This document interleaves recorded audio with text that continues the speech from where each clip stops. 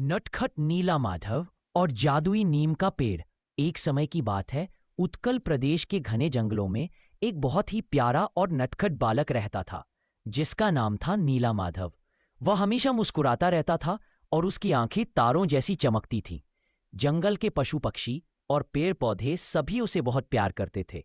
नीला माधव अक्सर अपनी गायों के साथ जंगल में खेलने निकल पड़ता था। एक दिन नीला माधव एक बहुत ही पुराने और बड़े नीम के पेड़ के पास बैठा था। वह पेड़ कोई साधारण पेड़ नहीं था, बल्कि उसमें एक जादुई चमक थी। नीला माधव को उस पेड़ से बहुत लगाव था। वह रोज उस पेड़ के नीचे बैठकर बांसुरी बजाता था और उसकी धुन सुनकर जंगल के सारे जानवर उसके पास आ जाते थे। नीला माधव उन्हें मीठे फल खिलाता और उनसे बातें करता था। पास के राज्य के राजा इंद्रद्युम्न को सपने में भगवान विष्णु के दर्शन हुए थे। भगवान ने उन्हें बताया कि वह नीलमाधव के रूप में उसी नीम के पेड़ में विराजमान है और राजा को उनकी मूर्ति बनवाकर स्थापित करनी चाहिए। राजा इंद्रद्युम्न ने अपने मंत्री और सिपाहियों को नीलमाधव और उस जादुई नीम के पेड़ को खोजने भेजा।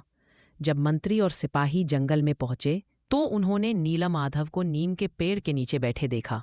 नीलमाधव ने अपनी प्यारी मुस्कान से उनका स्वागत किया।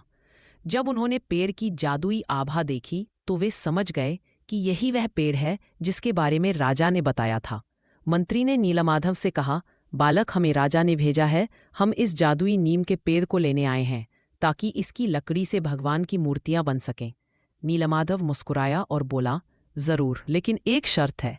आप इस पेड़ को तभी काट सकते हैं जब आप वादा करें कि इससे बनी मूर्तियों की हमेशा प्रेम और भक्ति से पूजा की जाएगी।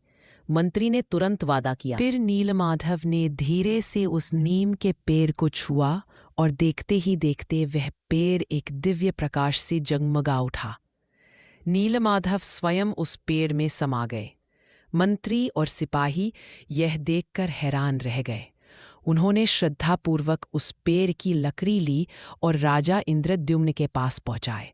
राजा ने उस दिव्य लकड़ी से भगवान जगन्नाथ, बलभद्र और सुभद्रा की सुंदर मूर्तियां बनवाईं। आज भी पुरी में भगवान जगन्नाथ का विशाल मंदिर है, जहां लाखों भक्त उनके दर्शन करने आते हैं। और यह सब उस नटखट नीलमाधव और जादुई नीम के पेड़ की कहानी से शुरू हुआ था। If you liked the story, please subscribe my channel for more fun videos. अगर आपको कहानी